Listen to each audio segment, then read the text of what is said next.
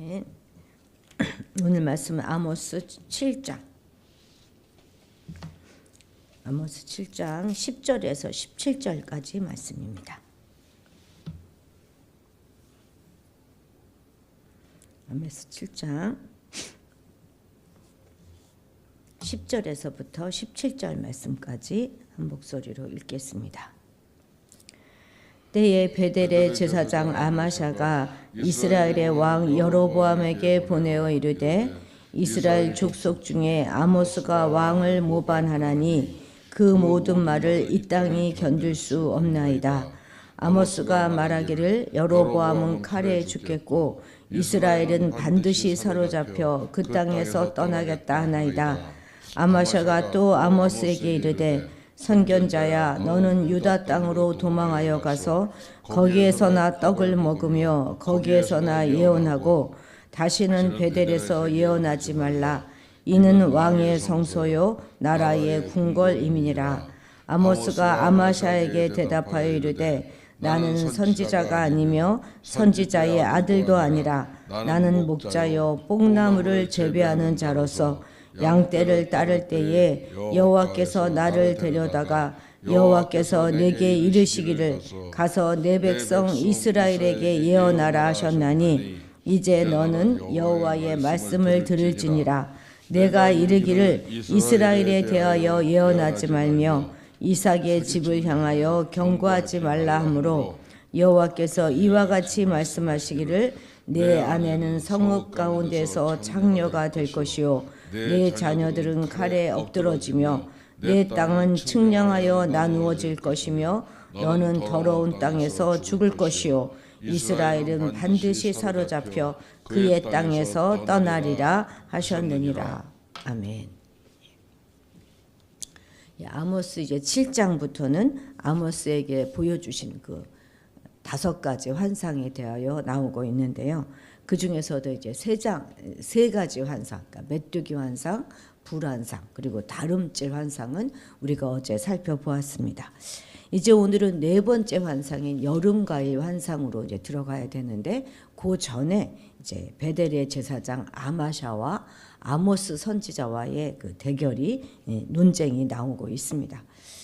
아마샤는 아모스의 메시지를 철저하게 거부했던 종교 지도자들과 이스라엘 백성들을 대변하고 있습니다. 정치 권력에 기생하는 종교 지도자들의 그런 아주 종교인들의 전형적인 그런 모습을 보여주고 있죠. 아모스가 줄기차게 베델의 파괴를 예언해 오지 않았습니까? 한번 찾아볼까요? 3장 14절에도 보면 베델의 제단을 벌하여 그 제단의 뿔들을 꺾어 땅에 떨어뜨릴 것이다 이렇게 얘기했고, 4장 4절 5절에서도 보면 베델에 대하여 이제 멸망을 예언하죠. 그리고 5장 5절 6절에서도 보면 베델을 찾지 말며 길걸로 돌아가지 말며 뭐 이렇게 얘기하면서 베델은 비참하게 될 것이다 이렇게 계속 예언해 오지 않았습니까? 그래서 이제 자기가 이 사람이 베델의 선지자니까 아마샤에게 반기를 든 것도 아마샤가 반기를 든 것도 무리는 아닌 것 같습니다. 우리 10장 11절 10절 11절 같이 읽겠습니다.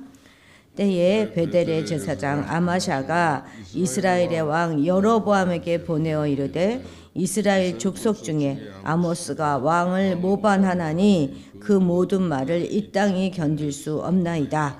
아모스가 말하기를 여로보암은 칼에 죽겠고 이스라엘은 반드시 사로잡혀 그 땅에서 떠나겠다 하나이다. 아멘. 아마샤는 아모스를 반역자로 여기면서 여로보암에게 고발합니다. 아모스가 뭐라고 선동했다는 거예요? 여로보암은 왕 당신은 칼에 죽을 것이고 이스라엘은 망하고 그 백성들은 포로로 끌려가게 될 것입니다. 이렇게 예언했다는 것이죠. 왕으로 정말 이 말이 사실이면 왕으로는 참 듣기 어려운 말이었을 것입니다. 그런데 이 말은 반은 맞지만 반은 틀려요. 아모스는 여로보암이 칼에 죽을 것이다 이렇게 예언한 적은 없습니다. 다만 여로보암의 집을 치실 것이다 이렇게 그런 선언만 전했죠. 반면에 이스라엘의 사로잡힘에 대하여서는 아모스가 여러 번 이것도 언급했었습니다. 그런데 아모스가 또 줄기차게 예언했는데 그 예언한 것 중에서 아마샤가 그 여로보암 왕에게 보고하지 않은 것은 또 있어요. 그게 뭐냐면 성소 파괴와 같은 종교와 종교 영역에 관한 그런 예언은 갖다 전하지 않았습니다. 자신의 입지가 좁아질 것을 염려했기 때문이었을까요? 어쨌든 지금 아마샤는 아모스의 모든 예언 활동을 반란으로 여기도록 지금 모함하고 있습니다.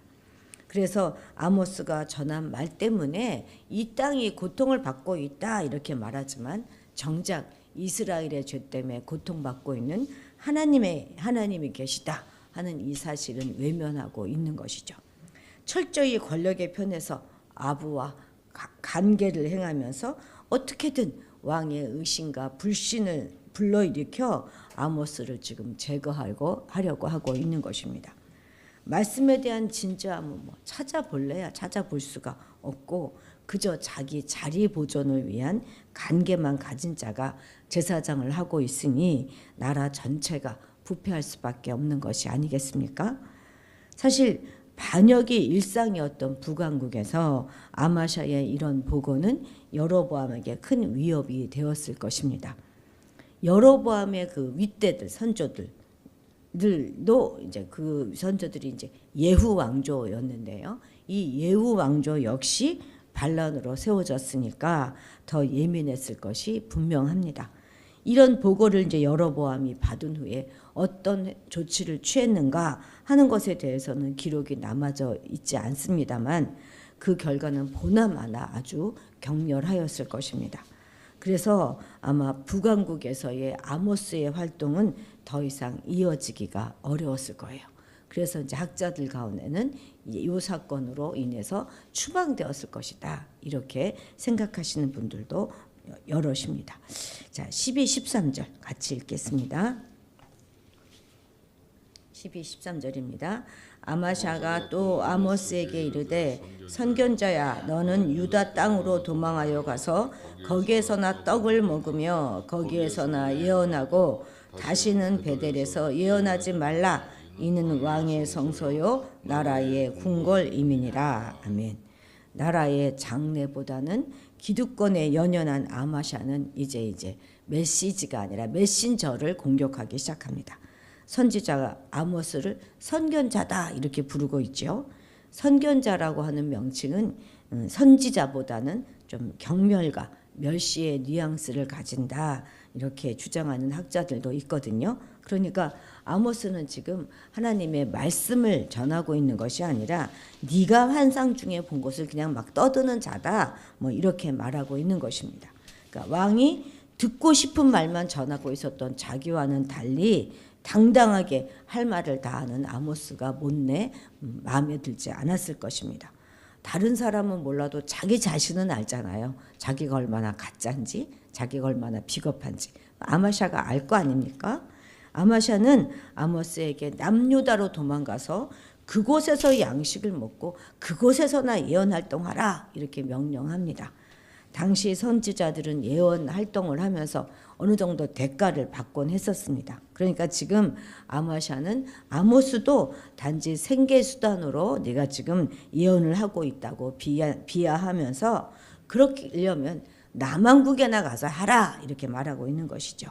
그러니까 아모스를 생계를 위해서 남의 땅에 와서 영업하고 있는 그런 치졸한 인간으로 매도하고 있는 것입니다. 그런데 정작 기득권을 지키기 위해서 저열한 그런 모함과 겁박을 일삼는 사람은 바로 아마샤 자신인 것이죠. 그것도 도망하여 가라 이렇게 말하는 것을 보면 너 금방 이제 위험한 일 닥칠 거야. 너 잡혀갈 거야. 그러니 빨리 빠져나가 이런 그런 뉘앙스가 아니겠습니까? 그리고 다시는 여기 베델에서 예언하지 말라 이렇게 말합니다. 그 이유가 뭐라는 거예요? 이 베델은 왕의 성소이고 왕의 궁궐이 있는 곳이기 때문이라는 것이죠. 그런데 이 베델이 하나님의 성소이고 제단이 있는 곳이다 이런 말은 하지 않습니다. 그저 왕의 성소이고 나라에 궁궐이 있는 곳이다 하면서 이 베델을 완전히 왕을 위한 장소로 전락시켜 버렸어요. 그렇다면 베델에서 지금까지 행해졌던 모든 제의나 제사도 결국은 왕권을 뒷받침하는 그런 행사에 불과하였던 것이죠. 사실 애당초 이 베델에 금송아지를 세웠던 것이 남유다로 가는 백성을 막기 위함이 아니었습니까? 그랬으니까 이 왕권 유지를 위한 종교 시설이라 하는 말도 크게 틀린 말은 아니죠. 이처럼 이스라엘 백성들은 이곳에다가 갖가지 제물을 갖다 바치면서 제사를 지냈습니다. 이처럼 왕권 유지를 위한 신전이 되어버렸으니 이미 제2의 모든 기능은 상실한 지 오래인 것이죠. 아마샤는 유다에서 가서 예언하는 거야 뭐 맘대로 하고 여기 베델에서는 절대로 안 된다 이렇게 말하고 있지 않습니까? 이 말은 베델이 유다보다 더 위대하다 하는 자부심을 가지고 있다는 증거가 될 것입니다. 왜 이런 착각을 하고 있을까요? 그것은 북이스라엘이 가지고 있는 풍부한 경쟁력과 또 영토 확장 이런 것에서부터 야기된 것일 것입니다. 이것은 아마샤뿐만 아니라 북이스라엘 백성들의 대체적인 반응이었어요. 아모스는 간절히 기도하면서 이스라엘을 위한 선지자로 서 있는 것이지만 아마샤의 충돌과 뒤이은 추방은 더 이상 이스라엘에 아무런 희망이 없다 하는 것을 보여주는 것이 됩니다. 그러나 분명한 것은 이스라엘의 미래보다 자기 이권에 관심이 많은 자들은 종교 장사꾼에 불과한 것입니다. 오늘날에도 보면 교회 안에 종교 장사꾼들이 참 많지 않습니까? 그런데 이렇게 종교 장사꾼으로 전락해버린 목회자들도 굉장히 문제이지만 또 그런 사람하고 짝짝꿍이 돼가지고 그들의 비율을 맞추면서 또 그 안에서 자기들의 이익을 취하는 평신도들도 또 문제입니다.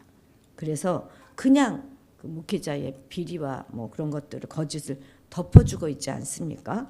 불의를 정당화하고 권력에 기생하는 거짓 목회자가 발붙이지 못하도록 분별하고 꾸짖을 필요가 있습니다. 목회자가 깨어 있어야 성도를 바른 길로 이끄는 것도 맞는 말이지만 성도들이 깨어 있어야 목회자가 거짓을 행하지 않을 수 있습니다. 아닌 것은 아니라고 하고 적극적이든 소극적이든 불의와 함께하지 않는 그런 결단이 우리에게는 필요할 것입니다. 14, 15절 같이 읽겠습니다. 양떼를 따를 때에 여호와께서 나를 데려다가 여호와께서 내게 이르시기를 가서 내 백성 이스라엘에게 예언하라 하셨나니 이제 너는 여호와의 말씀을 들을지니라.